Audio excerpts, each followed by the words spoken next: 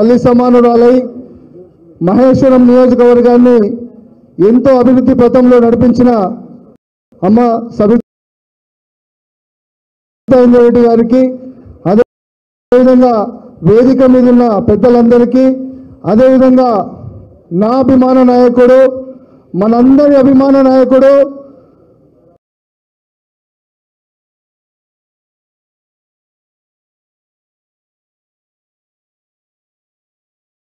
ఈరోజు మమ్మల్ని ఆశీర్వదించడానికి రామన్న చేతుల మీదుగా ఈరోజు మేము టిఆర్ఎస్ పార్టీలో రావడం చాలా సంతోషంగా ఉంది. రామన్నకు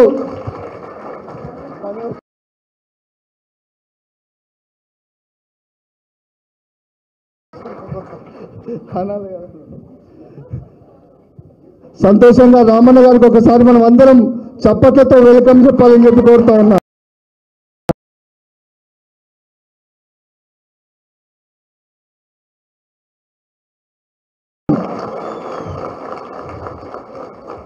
ఈరోజు మనందరికీ తెలుసు, సినిమా నాయకులకు, సినిమా హీరోలకే ఫ్యాన్స్ ఉంటారు. చిరంజీవి గారు కానీ, పవన్ కళ్యాణ్ కానీ, మిగతా సినిమా వాళ్ళకు వాళ్ళు ఏదైతే దాంట్లో సినిమా రంగంలో వాళ్ళకు ఫ్యాన్స్ అలరిస్తారు కాబట్టి వాళ్ళకు ఫ్యాన్స్ ఉంటారు. ప్రపంచంలో మన భారతదేశంలో ఏకైక నాయకుడు రామన్నకు కూడా అదే లెవెల్లో ఫ్యాన్స్ ఉన్నారు.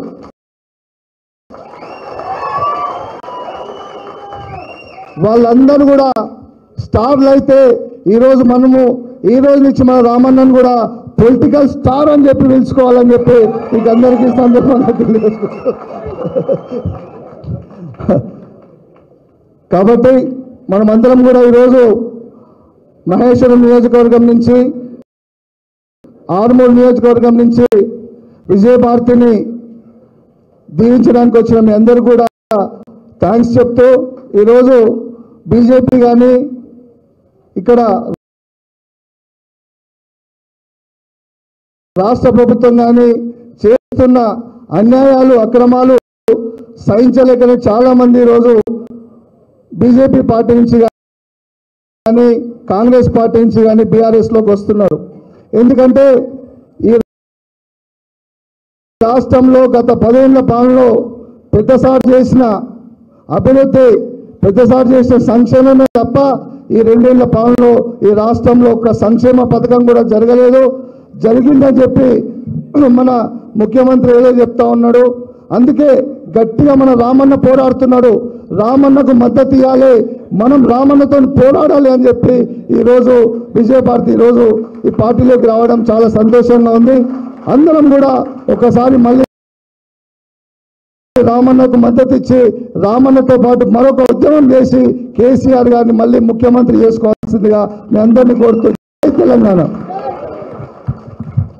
నిజామాబాద్ గడ్డ అంటే కేసీఆర్ అడ్డ, అంతేనా? గట్టి నిజామాబాద్ అడ్డ. ఇప్పుడు మనందరి అభిమాన నాయకురాలు మన సబితక్కని మాజీ మంత్రివర్యులు మహేశ్వరం ఎమ్మెల్యే గారు మాట్లాడవలసిందే కోరుతున్నాను. అందరికీ నమస్కారం. ఎక్కువ టైం తీసుకోను నేను, ఎందుకంటే చాలా సేపు నుండి మీరు వెయిట్ చేస్తున్నారు. ఉదయం ఎప్పుడో బయలుదేరి ఉంటారు మీరు. ఎప్పుడెప్పుడు కేటీఆర్ గారి స్పీచ్ విందామని మీరందరూ కూడా ఆతృతంగా ఎదురు చూస్తున్నారు కాబట్టి ఎక్కువ టైం తీసుకోను.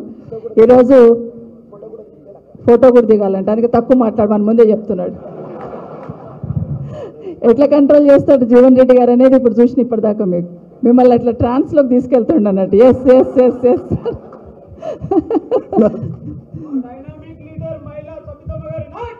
అరే ఇది ఆర్మూరులో మీటింగ్. ఈరోజు వేదిక మీద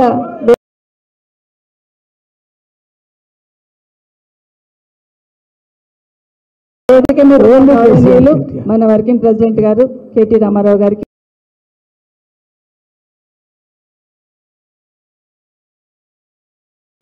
మీ అభిమాన నాయకుడు మీ మధ్యలో ఉంటూ మీ అభివృద్ధిలో భాగం పంచుకొని ప్రతి ఒక్క అభివృద్ధిని గంటాపదంగా చెప్తున్నాడు, పట్టి పట్టినట్టు. అదెవరు చేసిండ్రు ఇదెవరు చేసిండ్రు నేను వింటున్నాను, ఇట్లా చెప్పుకోవాలనేసి.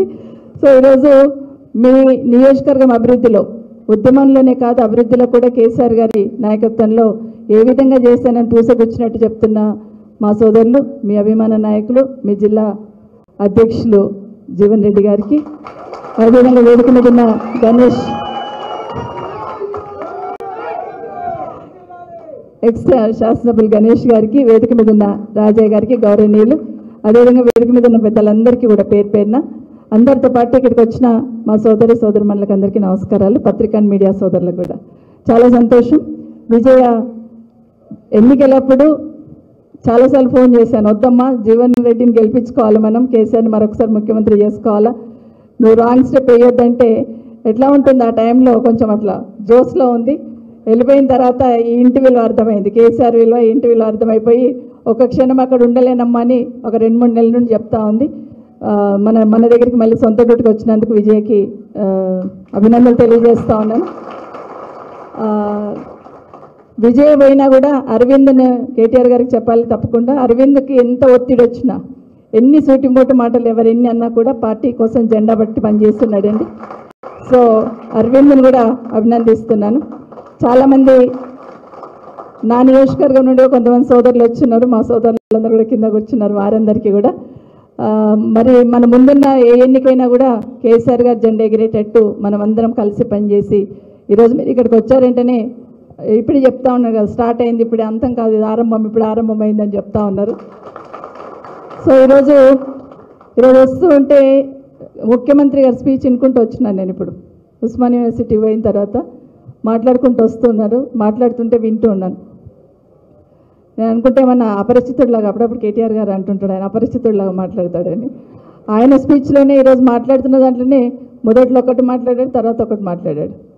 నిజంగా చాలా ఒక ముఖ్యమంత్రి స్థానంలో ఉండి ఏం మాట్లాడుతున్నారో కూడా అర్థం కాకుండా మాట్లాడుతూ ఏదో అధికారం ఉందనే మాట్లాడుతున్న సందర్భంలో బాధ అనిపించింది. అయ్యో 2 సంవత్సరాలు వెనక్కి పోయినామే, 2 సంవత్సరాలే పోయింది పవర్ అనుకుంటున్నాం, కానీ 10 ఏళ్ళు వెనక్కి పోయింది తెలంగాణ, కేసీఆర్ని బొడగొట్టుకొని ఎంత తప్పు చేసినామని ఆలోచన ఈరోజు అందరికి వస్తూ ఉంది.